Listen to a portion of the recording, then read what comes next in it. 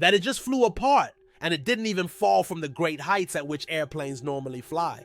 And this is how the wings of the Airbus A350 XWB bend. It looks like they're made of plastic. How is that even possible? Well, get ready. Today I'm going to tell you the whole truth about the fragility of airplanes. On April 28, 1988, an Aloha Airlines plane was flying from Hilo to Honolulu at an altitude of 7,300 feet. A section of the roof of the plane suddenly broke off. There was an explosion, depressurization. One of the flight attendants died. She was simply thrown out of the airplane. Another 8 people were seriously injured. However, the ship managed to land. What was the cause of the failure? It is believed that the so-called metal fatigue is to blame.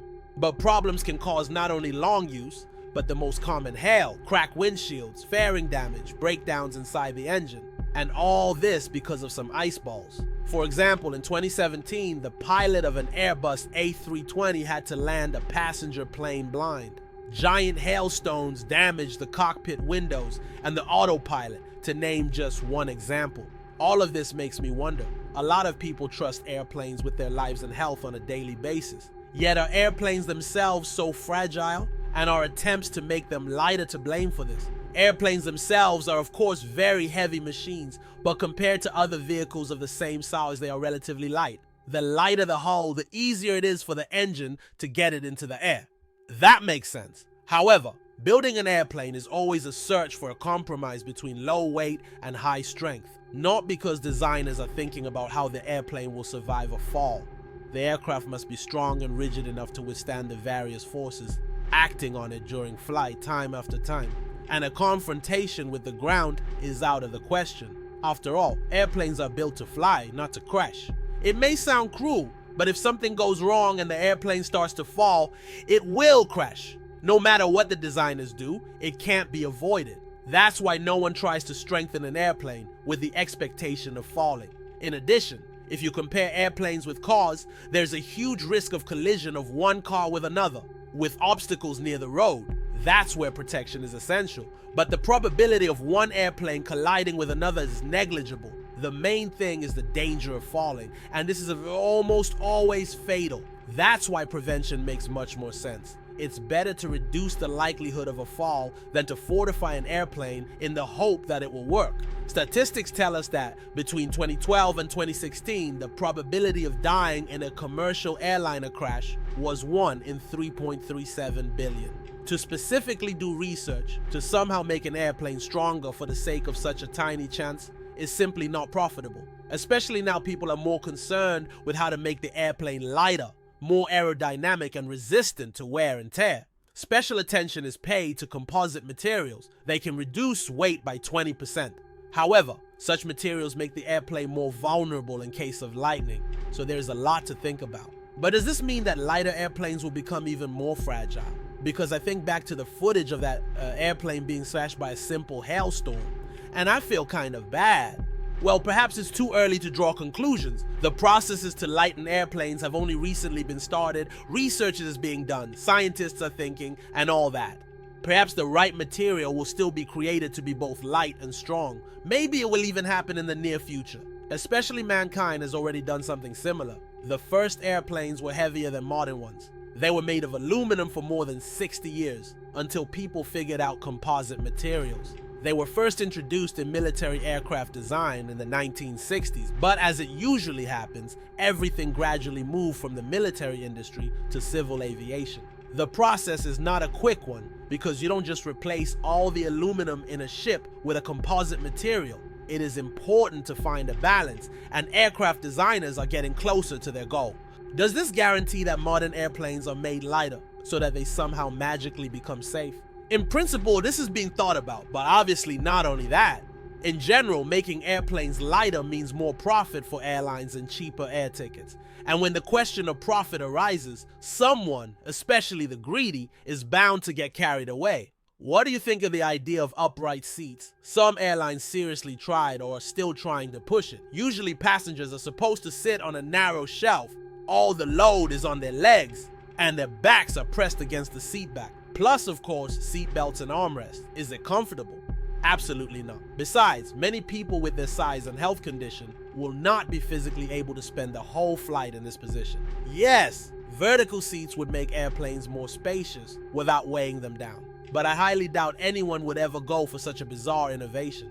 And yet, let's face the obvious. Even though they try to make airplanes not very expensive, no one forgets the safety of passengers. That's why every airplane undergoes serious tests before it takes to the skies. It is thanks to these tests that we know, for example, that the wings of many modern passenger airplanes can bend almost 90 degrees on the test stand. What's more, the final test involves breaking off the wings. Yes, it's costly, but it helps determine the limit of their strength and ensures that it far exceeds the predicted load level. In short, it's all about making sure the wings definitely won't break off in flight. Airplanes are also tested in extreme heat and freezing conditions. For example, to test the Airbus A350 XWB's ability to withstand low temperatures, engineers took it to Inuit, the capital of Canada's Arctic territory of Nunavut. The aircraft remained there for a week, and tests included operating the plane on the ground and in the air in temperatures as low as 28 degrees Celsius. It was tested with snow, and the airplane did well. What other dangers are there? Lightning bolts for sure. Such stress tests exist too. After all, on average, every commercial airplane is struck by lightning about once a year. Engineers even have a special generator that creates lightning in artificial conditions, and then it strikes the airplane in the right place. And you know what the best part is? These very bendable wings, which look scary, are actually an advantage. The wings are made of those very same composite materials. That is, carbon fiber. Carbon not only has a higher strength to weight ratio than traditional aircraft metals, it is also more flexible, and the bending of the wings improves aerodynamic stability. That is, the airplane becomes more streamlined, experiencing less drag while traveling. This helps provide a smoother flight for passengers and minimizes turbulence. In short, the pros should outweigh the daunting experience. At the end of the day, the engineers know what they're doing, that's all. This is certainly very interesting. But can't we come up with something so that people don't die when airplanes crash? Yes! From time to time, there are ideas that seem to be life-saving. For example, building airliners with removable passenger cabins that could separate from the rest of the airplane in case of an emergency and land safely. Cool, right? But it only works in theory. First of all, this design would be very expensive. And second, even if such gizmos were built, they would save the lives of very few passengers. Why? It's all about the nature of the breakdown. A removable passenger cabin is supposed to come in handy if the engine fails. But this is exactly what happens very rarely. In the last 10 years, such failures have caused less than 3% of all fatal accidents. Well, things are much worse during takeoff and landing. According to Boeing statistics, nearly 3/4 of deaths in airplane crashes between 2005 and 2014 occurred during these stages of flight. Will a removable passenger cabin help? Probably not. Also, when an airplane takes off or lands, it is probably near a populated area. Now imagine what the consequences would be if the cabin with passengers fell on a house. In general, the idea of a removable cabin is not bad, but in practice it just won't work.